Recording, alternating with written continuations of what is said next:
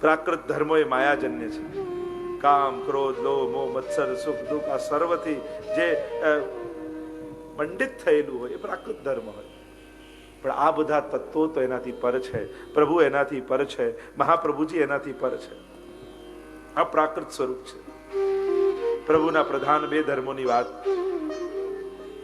અંતરંગ ધર્મ અને બહિરંગ ધર્મ, બે પ્રકારના ધર્મો છે. બહિરંગ ધર્મોમાં 5 ધર્મો બતાવતા શ્રી હરિરાયજી બીજા શ્લોકમાં કહે,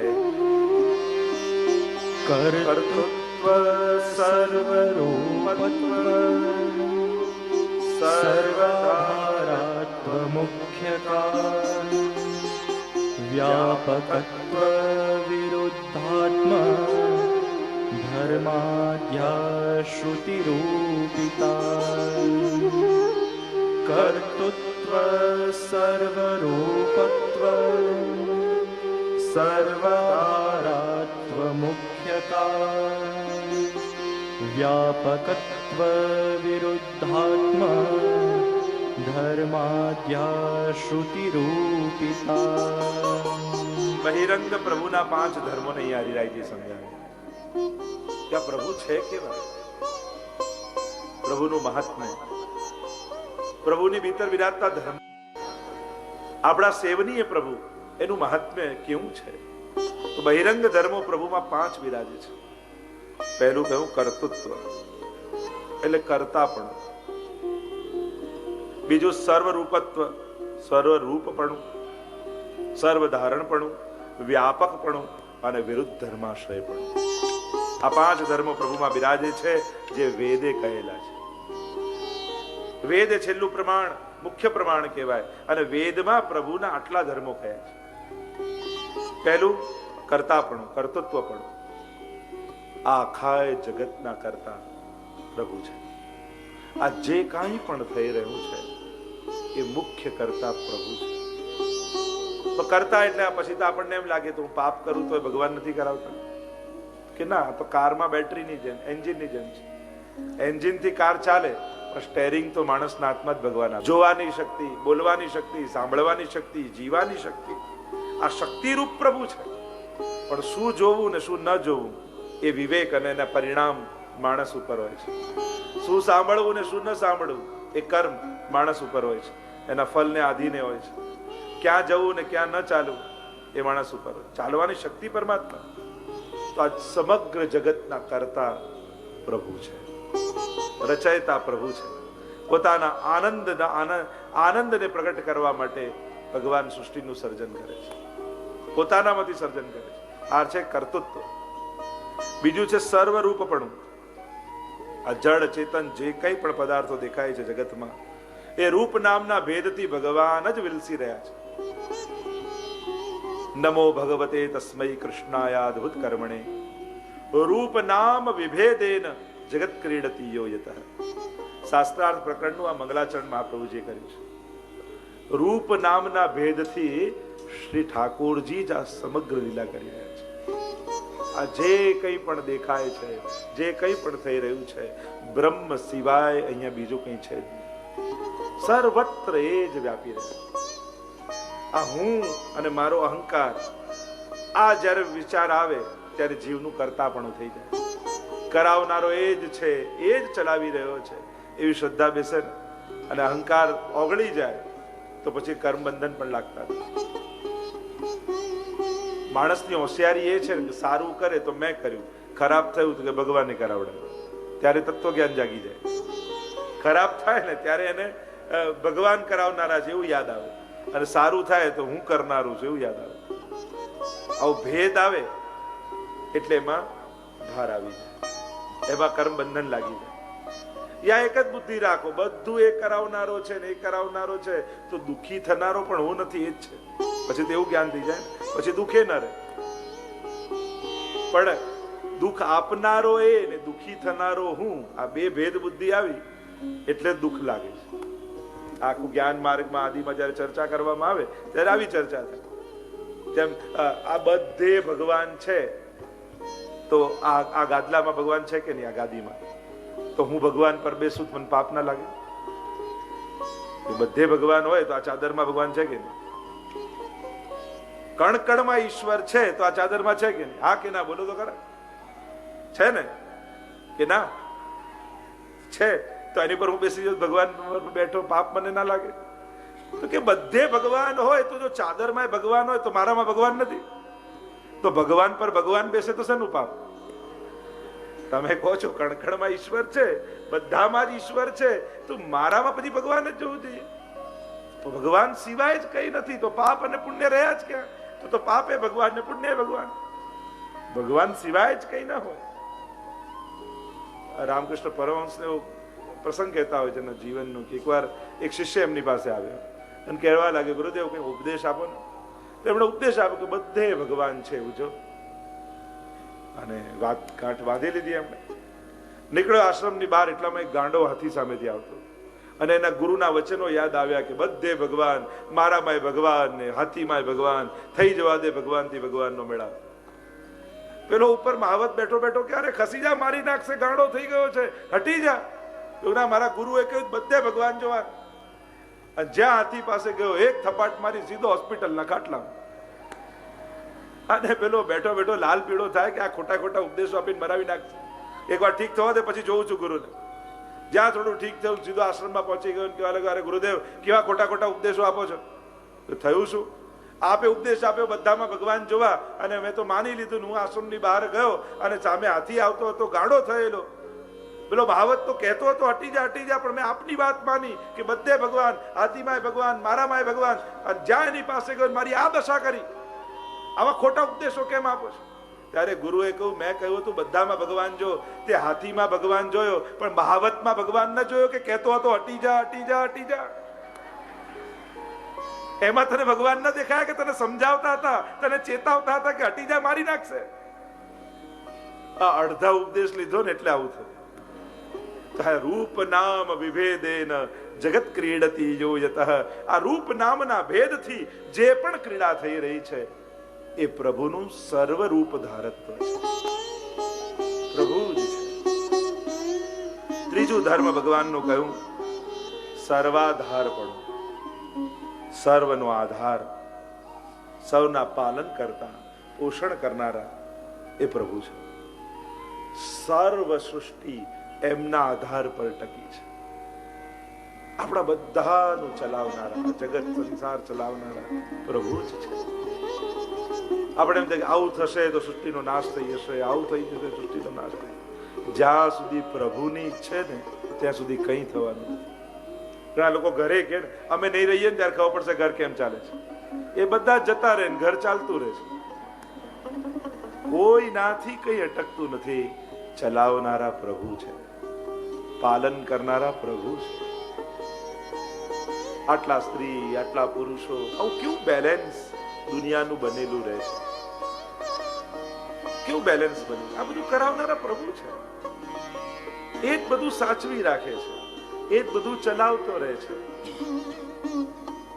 લોકો નાની નાની વાતમાં ભગવાનના નિયમોને બદલવાની કોશિશ કરે. મારે આ પુત્ર થાય, મારે આ થાય. જો બધાની માંગ પૂરી થાય કે બધાને દીકરો થાય, દુનિયા ચાલે? લોકો તો નાની નાની વાતમાં, હે પ્રભુ હમણાં વરસાદ ના પાડતા મેં કપડા સુકાવવા મૂક્યા છે, તારા કપડાની પાછળ ભગવાન દુકાળ પાડી દે? લોકોના લોજિક પણ એવા હોય છે કે એના કપડા સુકાવવા માટે ભગવાન વરસાદ બંધ કરી દે. લોકોની ડિમાન્ડ કેવી હોય છે નાના નાના કામોમાં. આ બધું કરાવનાર, આ બધું ચલાવનાર બધું પ્રભુ જ છે. માણસ અહંકારને કારણે એને એમ લાગે કે હું કરું, આ વ્યક્તિથી સંસ્થા ચાલે છે, આનાથી આ ચાલે છે, આ હશે તો આ બધા જશે તો ચાલતું જ રહેવાનું છે. પ્રભુ ઈચ્છે તો કઈ રોકાવાનું નથી. અને પ્રભુ એમ ઈચ્છે કે આ નથી જ ચલાવવું તો ગમે તેટલા સમર્થ લોકોને ભેગા કરી દો તો નથી થવાનું, તો નથી જ થવાનું. એ કરાવનારો એ છે, એ વિશ્વાસ, એ સમજણ. આ વાત બોલવાની નથી, આ વાત સમજવાની છે.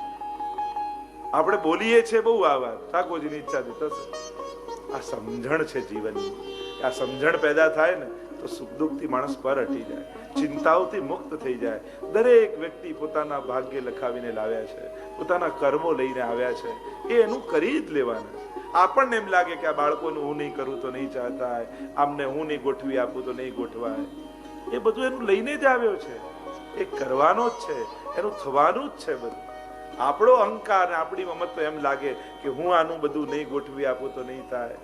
દરેક લોકો, બધા જ વ્યક્તિઓ પોતાનું ભાગ્ય લખાવીને આવે છે અને એને ચલાવનારો ઠાકોરજી છે. આ ભરોસો આવી જાય ને તો નિશ્ચિંતતા જીવનમાં આવી જાય. ચોથું કહ્યું વ્યાપકપણું, વ્યાપકત્વ. આ ચોથો ધર્મ એ વ્યાપેલો છે, સર્વ જગ્યાએ સર્વત્ર વ્યાપ્ત છે. દુનિયાનો કોઈ એવો ખૂણો નથી જ્યાં એ ન હોય, દુનિયાનું કોઈ એવું કણ નથી જ્યાં એ ન હોય.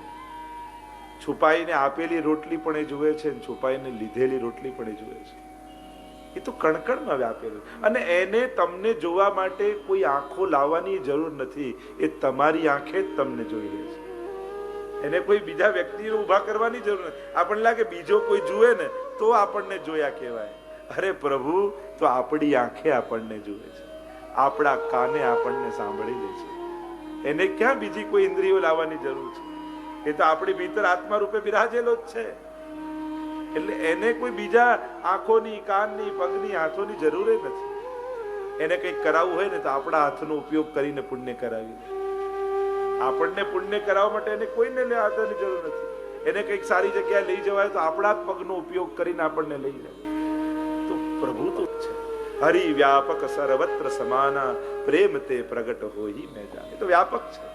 તમારી અંદર જ્યારે પ્રેમ જાગે, મારા લાલનમાં મારા ઠાકોરજી બિરાજે છે, અને પ્રેમ તે પ્રગટ હોઈ મેં જાના. તમારો ભાવ એ યથામામ પ્રપદ્યંતે, એ લાલનમાં એ સર્વ વ્યાપક પ્રભુને એ લાલનમાં પધરાવી દે છે, પ્રગટાવી દે છે. અને છઠ્ઠો ધર્મ, પાંચમો ધર્મ વિરુદ્ધ ધર્માશ્રય. અને આ પુષ્ટિ માર્ગને સમજવા માટે બહુ સહાયક છે. ઘણા લોકો તમારા ઠાકોરજી બધાને જમાડે કે એને જમાડવાના? તો કે હા, આ બંને ધર્મો એનામાં છે. એ બધાને જમાડવા સમર્થે છે અને ભક્તના હાથનું જમવામાં પણ એ તત્પર છે. આ વિરુદ્ધ ધર્માશ્રય ધર્મ કહેવાય. અને એ ધર્મને બહુ વિસ્તારથી આગળ સમજાવશે. આ બહિરંગ 5 ધર્મ કયા, આ વિરુદ્ધ ધર્માશ્રય પણ આગળ હરિરાયજી વિસ્તારથી સમજાવશે. 12, 13, 14 અને 15 શ્લોકમાં વિરુદ્ધ ધર્માશ્રય પણ આ 5 બહિરંગ અને 2 અંતરંગ ધર્મો ત્રીજા શ્લોકમાં હરિરાયજી સમજાવતા કહે, ઐશ્વર્યાંતરંગ ધર્મા ભાગવતે તથા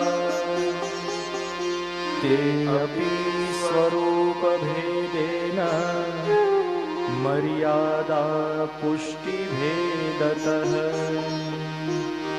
ઐશ્વર્યાધ્યા અંતરંગ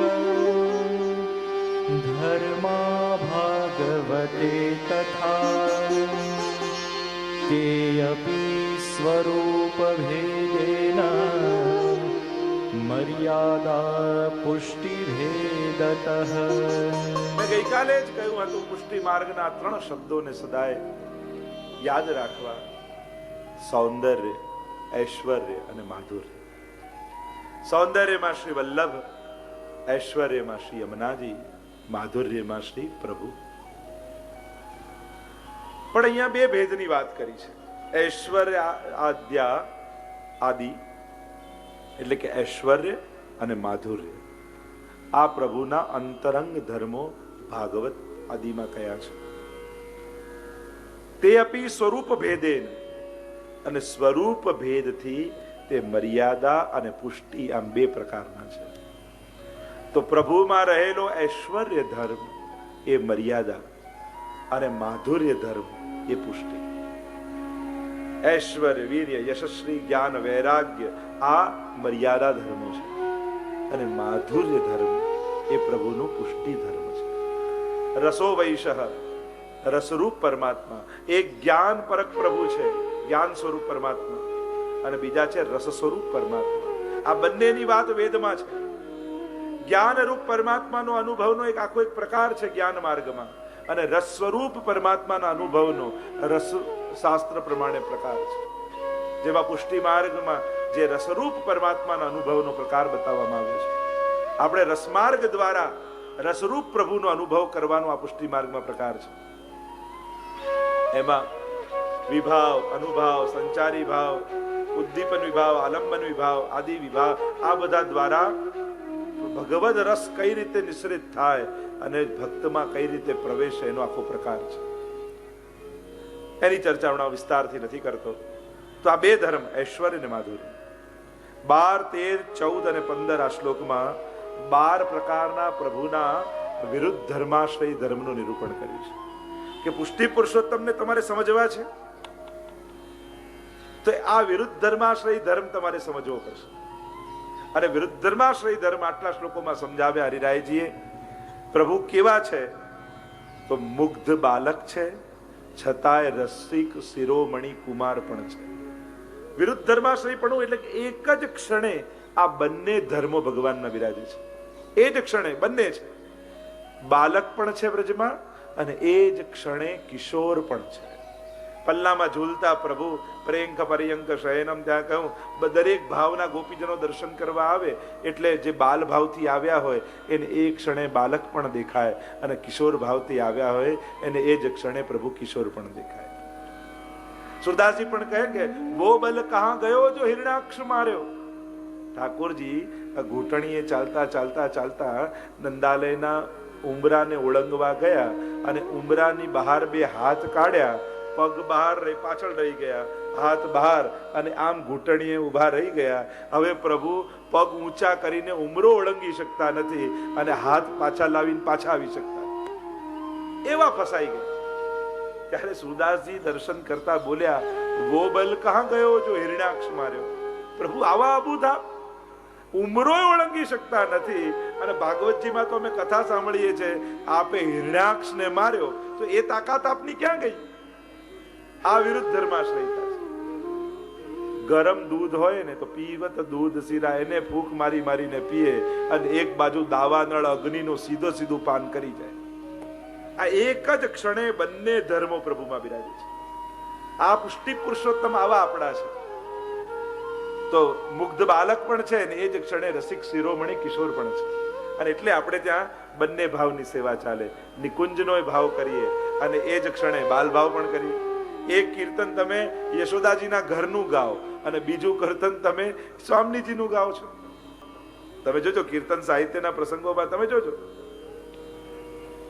જેવત એક છે ઓર જેવત હે, ઓર બીજી બાજુ સ્વામીજી સાથે ત્યાં રાજભોગ અન્નકૂટના પદોમાં આવે છે કે એક બાજુ અન્નકૂટ આરોગી અને બીજી બાજુ કુંજમાં ગોપીજનો આરોગાવી રહ્યા છે. અને એટલે જ અન્નકૂટ સમયે રાજભોગ એમાંથી કાઢીને રાજભોગ ધરવામાં આવે છે. તો આ લીલા છે. ય લીલા સબ કરત કનાય. આવી બંને પ્રકારની લીલાઓ ઠાકોરજીની એક સાથે ચાલે. સકળ વ્રજમાં પહોડિયા વાલા કરે વિવિધ રસદાનજી. નંદાલયમાં પડ્યા છે એ જ ક્ષણે રંગમહેલમાં પડ્યા છે, એ જ ક્ષણે ગિરિરાજજીની કંદરાઓમાં ગોવર્ધન ગિરી સઘન કંદરા રેન નિવાસ કિય પિય પ્યારી. તો બધી જ લીલાઓ, બાલ ભાવની લીલા અને નિકુંજ ભાવની લીલા બંને એક સાથે ચાલે છે. કારણ કે વ્રજમાં પ્રભુ સદાય મુગ્ધ બાલક પણ છે અને સદાય કિશોર પણ છે. ઠાકોરજીને વ્રજમાંથી પધરાવીને લાવ્યા વસુદેવજી, પધરાવીને લાવ્યા, બાળક હતા. તમે જન્માષ્ટમીના સેવા ક્રમમાં આપણે ત્યાં જુઓ, ઠાકોરજીને જન્માષ્ટમીની રાત્રે મહાભોગ આવે છે. આખી રાત જાગે ને ઠાકોરજી, અને સગડી આદિ બધો મહાભોગ ધરવામાં આવે. આખી રાત એ ભોગ આવે. તો એ ભાવ તો કુમારિકાજનોના ભાવથી આવે છે. હવે હમણાં જન્મ્યા છે અને હમણાં આવો ભાવ આરોગ્ય છે. નવું જન્મેલું બાળક આવું આરોગી શકે? તો કે એ તો સદા બાલક છે, પણ વ્રજમાં આવતાની સાથે જે કિશોર બની ગયા છે અને કુમારિકા જનોના મનોરથોને પૂર્ણ કરી રહ્યા છે. કીર્તન સાહિત્યમાં તમે જુઓ, બધા કીર્તન મળશે પણ મહાભોગનું કીર્તન નહીં મળે. એ સમય કીર્તન નથી એ સમય. તો આપણે ત્યાં નંદ મહોત્સવના પદોમાં પણ જ્યારે સુરદાસજી પર મહાપ્રભુજીએ કૃપા કરી અને નંદ મહોત્સવની લીલા સુરદાસજીની સન્મુખ પ્રગટ થઈ. ब्रज भयो महर के पूत जब ये बात सुनी, आनंदे सब लोग गावत गणित गुनी. અને આખો નંદાલય નંદ મહોત્સવનું વર્ણન નંદાલયનું કરવા લાગ્યા. અને ત્યારે વર્ણન કરતા કરતા જ્યારે ગોપીજનોના ઘરનું વર્ણન કરવા લાગ્યા કે હવે ગોપીજનોના ઘરમાં કેવો ઉત્સવ થયો. મહાપ્રભુજીને થયું આ લીલા તો પ્રગટ ન કરાય, એટલે મહાપ્રભુજી પોતે પદ પૂરું કર્યું, સુનસુર સબન કી યહ ગતિ જીન હરિચરણ ભજે. આમ કહીને ત્યાં જ કીર્તન પૂરું કર્યું. કારણ કે બંને જગ્યા, કારણ કે ઠાકોરજી તો સદા કિશોર પણ છે, એ જ ક્ષણે સદા કિશોર રહેલા પ્રભુ ગોપીજનોને ત્યાં કેવો આનંદ થયો એનું વર્ણન કરવા લાગ્યા ત્યારે લીલા પૂરી કરી. તો આ વિરુદ્ધ ધર્માશ્રયતા છે પ્રભુની. સેવામાં સદાય આવી બુદ્ધિ રાખવી. બાળક છે એટલે બાલક જ નથી, મારો બાલ ભાવ જ્યાં સુધી છે ત્યાં સુધી એ બાલક છે. મારો હમણાં કિશોર ભાવ થઈ જશે તો એ જ ક્ષણે કિશોર પણ છે. પલના ઝુલાયા પછી રાજભોગમાં કુંજનો મનોરથ થાય. તો પલના ઝુલાવ્યા ત્યાં સુધી બાળક હતા, પણ રાજભોગમાં કુંજનો કર્યો એટલે કિશોર બની ગયા. એ જ ક્ષણે આ વાતને જ્યાં સુધી સમજશો નહીં ને ત્યાં સુધી પુષ્ટિ માર્ગની સેવા રીતને નહીં સમજી શકો, પુષ્ટિ ભાવનાને નહીં સમજી શકો, કીર્તન સાહિત્યને નહીં સમજી શકો કે બંને ભાવ આપણે ત્યાં સાથે ચાલે છે. બીજું કહ્યું એ સ્વવશ છે છતાં પરવશ પણ છે, ભક્તોને આધીન પણ. સર્વતંત્ર સ્વતંત્ર પ્રભુ, પોતાની ઈચ્છા પ્રમાણે કરનારા પ્રભુ ભક્તવશ પણ થઈ જાય છે. આ વિરુદ્ધ ધર્માશ્રય. પ્રભુ કોઈને વશ નથી, આપણે એમ કહીએ ને સર્વતંત્ર સ્વતંત્ર. તો કહ્યું એ જ ક્ષણે દામોદર ભક્ત વત્સ્ય, એ ભક્તોને વશ પણ છે, ભક્તોને આધીન પણ છે. નિજેચ્છાતઃ કરિષ્યતિ, પ્રભુ પોતાની નિજ ઈચ્છા પ્રમાણે કરશે. તો એમાં ટીકામાં આચાર્યો એમ એનો અર્થ બીજો પણ કર્યો. નિજ ઈચ્છા એટલે નિજજનોની જે ઈચ્છા છે ને એ જ પ્રમાણે ઠાકોરજી કરનારા છે. નિજ ઈચ્છા એટલે તો પોતાની ઈચ્છા, અને બીજો અર્થ કર્યો પોતાના નિજજનોની ઈચ્છા પ્રમાણે ચાલનારા પ્રભુ છે. તો ભક્ત જેવો મનોરથ કરે, જેવો ભાવ રાખે એવો ભાવ એ ઠાકોરજીની ભીતર પ્રગટ થઈ જાય છે. ત્રીજું કહ્યું એ ભય રહિત છે છદાય ભગે યુક્ત છે. ભય રહિત છે. પ્રભુને કોઈનો ભય હોય? અભયમ સત્વ સંશુદ્ધિ, એને યાદ કરો ને નિર્ભયતા આવી જાય.